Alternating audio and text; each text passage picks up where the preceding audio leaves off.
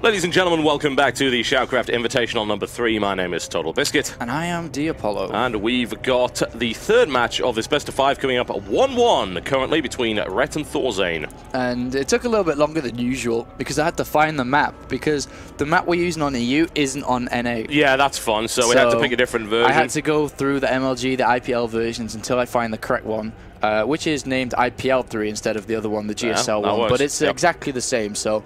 Alright, so are you ready? Both of these players are ready? Oh, yes, absolutely. Let's get into this. And Terminus is probably not going to be a fast one, let's be honest.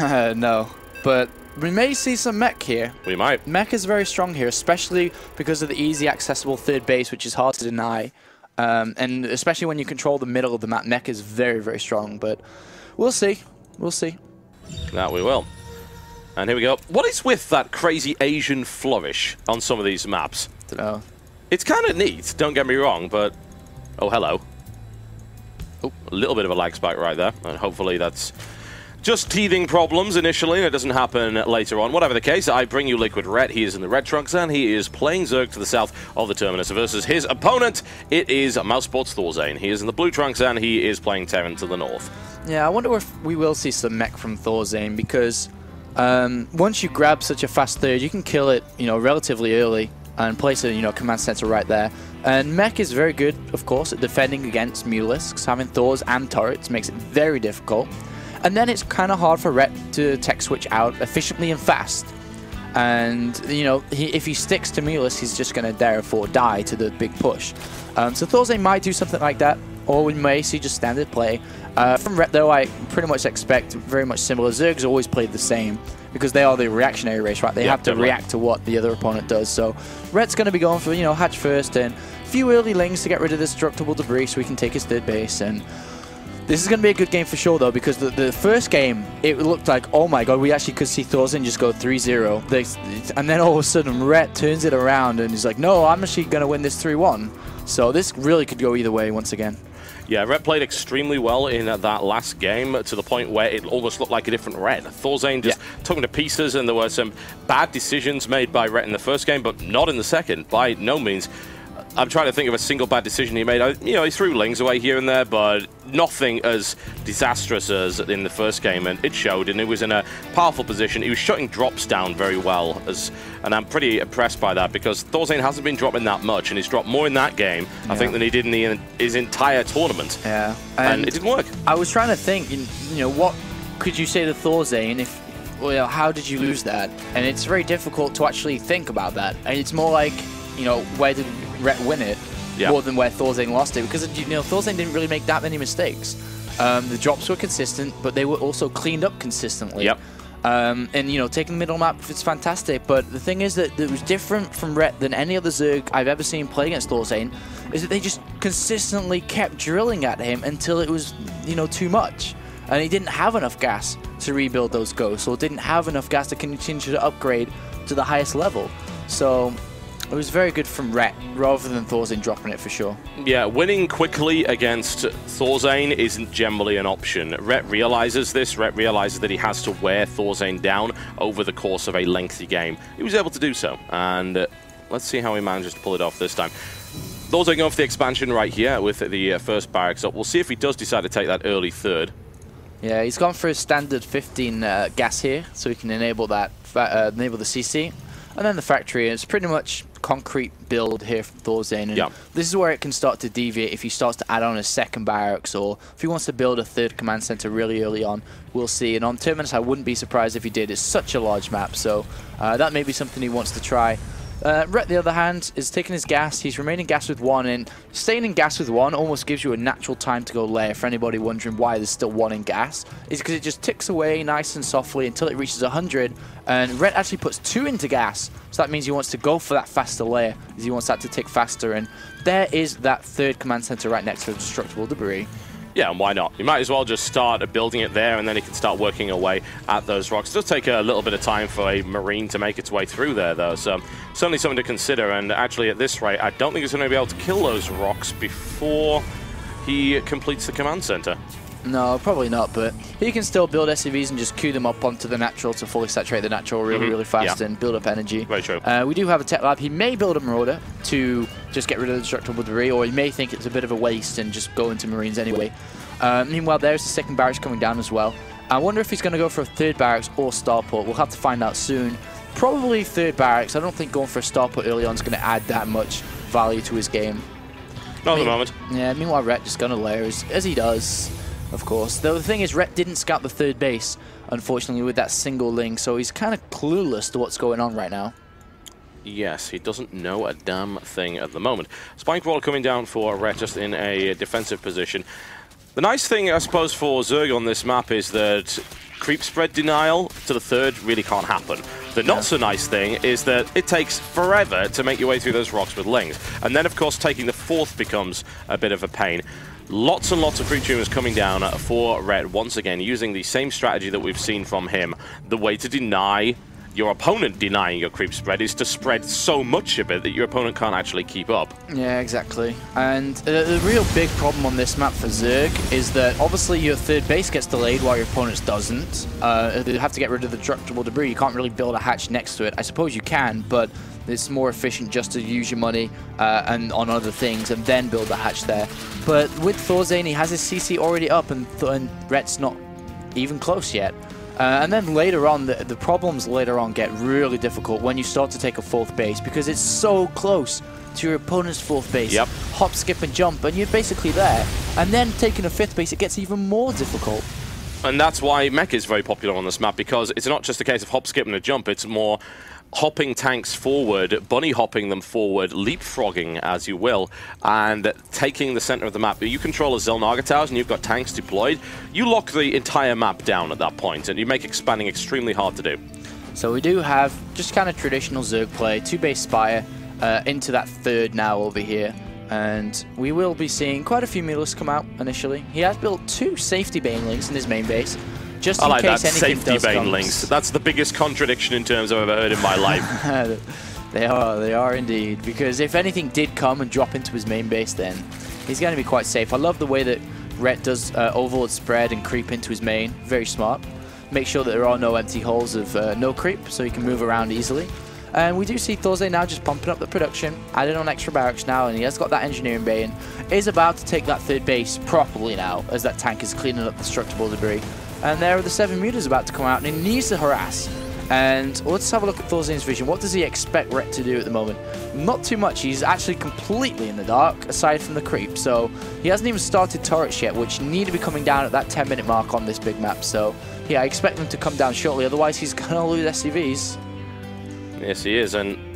Oh no, Rhett. Yeah, I did wonder where the lag spikes were coming from. It's apparently coming from Rhett's end, because that is unusual. Yeah, he had a bit of a spike there. Hopefully that cleans itself up. I mean, he's in the US at the moment. This is the US server, so I wouldn't really expect him to be spiking. Anyway, in the meantime, Rhett with his characteristically fairly small pack of mutas, although larger than we have seen from him previously. He's been able to pump that out mostly because he hasn't gone for Baneling speed this time, so he can get a couple of extra Mutalisks at the right time. And the Hellions actually duke away and are able to stay alive for the moment. The harassment comes in. The Marines are well prepared for that, though. Yeah, and once again, it comes down to the game where this is ThorZaIN's time to defend and take minimal losses, and it's time for Rhett to find holes. That's the goal with Mutalisk. You have to find somewhere that ThorZaIN isn't properly defended, or somewhere that you can pick off supply depots or upgrades or tech labs or anything, really. Meanwhile, Rhett does take that 4th base, and he does have double evolution chambers, but he's not using them yet, which is a little bit weird. Otherwise, well, there's the first upgrade, and I guess he's going to get the second when he hits 150 gas. We'll have to follow that. Yep, that's there it is. So he's going to be going 2 to upgrade. So he will delay his infestation pit again, just by a little bit, so he can really work on those upgrades. And they did help out a lot last game, especially with cleaning up these drops of Marines and so on. You have to keep up or go ahead of Marine upgrades, otherwise it just goes out of control. Yes, it does. In the meantime, ThorZaIN has held the center for the moment and inexplicably managed to keep 5 of the 6 Hellions alive. The mutas have been chasing them around for the moment, and this has given ThorZaIN time to prepare. Plenty of missile turrets and Marines coming down. Combat Shield is done, and +1 is done as well, so that should make those Mutalisks less effective than you might hope. In the meantime, what's Red up to? A couple of littlelings forces just probing and prodding away, trying to find some problems there, and it's Do you find it odd that ThorZaIN has decided to, for the moment anyway, has gone primarily Marine tank as opposed to actually going for a full-on mech force? No, it's kind of okay for him because at the end of the game he wants to play with ghosts and so on. So it kind of have to switch tech a lot if he wants to start with mech and has to stay with mech. But this is fine for him to do, and I like this position he's set up in as well. Because he's going to start to pressure that 4th base, which is where it gets difficult for Zerg, as we talked about, because first of all this happens, and then it's very hard to get a 5th base, and Ret has to crush this momentarily, and I think he can, man. He's got a lot of lings, and Bailing's coming in. Yep, does not Baneling speed though, and he's going to be attacking off creep, which is not ideal. It's going to give the siege tanks a chance to do that. Massive, good focus fire, but he has no answer to the Mutalisk, so Ret cleans it up regardless. Yeah, it was a good plan from ThorZaIN. It just wasn't deeply thought out. No. Because he lost a lot there than he gained, and he hasn't got a 4th base, so he can't really replenish that fast enough either. And that's given Ret a bit of an advantage here. And unless he expected Ret just to be going up to Hive really fast on a big map like this, but Ret was well ready for that. And now again, ThorZaIN's army just caught in the middle of the map, and he could lose everything again here. Yep, and ThorZaIN pushing forward again, and it's caught the Mutalisks out of position as they are kind of currently working their way through here, but I have to wonder if that's really going to matter. If Ret can do significant damage here, then it's not going to make a blind bit of difference. The 4th will die by the looks of it. Funnily enough, ThorZaIN pulling some units back, which might give Ret the time. No, never mind. He's not going to go to defend it. The hatchery goes down, but this is what's happening to his natural, which is absolutely devastating. Yeah, that push from ThorZaIN just didn't work, and it's cost him the game almost. And he will be able to defend off the Mutalisk, but to what end? He lost a lot of SCVs there, 23 SCVs, lost mining time from minerals and gas. No SCVs are mining on the 3rd base, I don't know what's going on there. These guys just taking a strike, and then they do finally go back to work. But yeah, it's not ideal. And Ret just takes a different 4th base, and will probably take a 5th base in a second to keep up or catch up with such a money. massive, scary lead right now. It's not even funny. We've got ThorZaIN unable to harass him at all. He's not managed to make his way into the main or indeed any of the 2 expansions down there. Yes, he picks this base off, but that's easily rebuilt, and there's another base coming there, and he's spent a ton of resources to do it. You can look at the difference between resources lost and gained there. It's huge at this stage of the game. And, you know, I would love to ask ThorZaIN, you know, what was with that push? Why did you do that? What were you expecting for Ret to have or not to have? Because Ret made that look so easy, and that's put him in a great lead. 180 supply versus 120. Now Ret's going to go in and harass into the main base, and can't do too much. Ooh, big Thor hit there. Has to return, but he's now going to be able to go to Hive soon. He's got pathogen glands, and Hive starts immediately now. And he's getting the carapace through the air, so we will be going into Broodlord, Infestor, and so on very, very shortly. ThorZaIN does take that 4th base, but he's got so little in army supplies, 73 compared to 110. Ret just has so much stuff.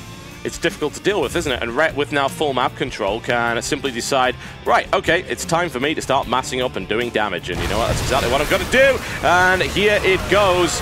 Plenty of damage coming in from Ret here as he smashes ThorZaIN's defenses to pieces, and ThorZaIN could not hold that under any circumstance. He was completely outnumbered and outmatched, and that's left the 4th completely naked. And honestly, Ret could probably just go straight for it, and that's exactly what he's doing. Yeah, upgrades is so hard to control for Ret. 2-0 air, 2-2 on the ground, or 2-1 on the ground, sorry. And he's just playing so well in this game, and ThorZaIN let it slip.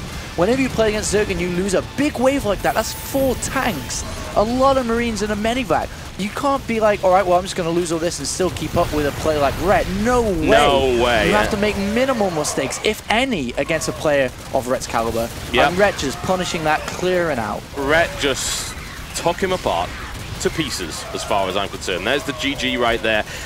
Dominance right there from Ret, which puts him 2-1 in this best of 5 series, to the point where we may very well see that ZVZ final could be one of the best ZVZs we've ever seen, between Stefano and Ret in a best of 7. It could be, but this actually, you know, emphasizes the weaknesses of Terran versus Zerg cross position on a big map.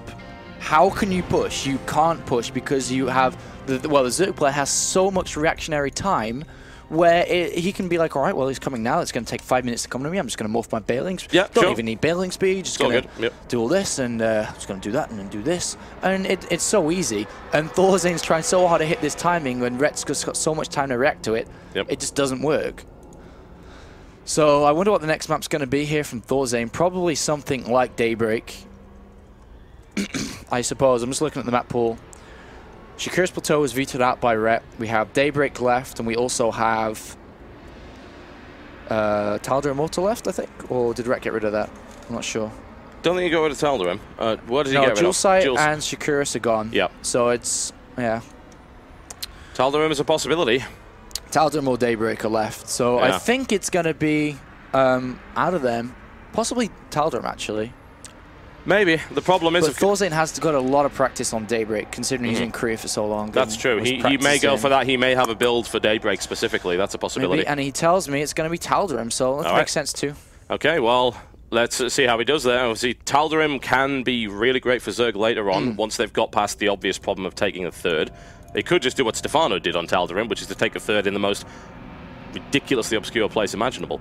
We shall see. But for ThorZaIN, it's pretty good too. So let's find out. We'll be hopping over to the other server, and we will be right back with yet more StarCraft action from SCi4.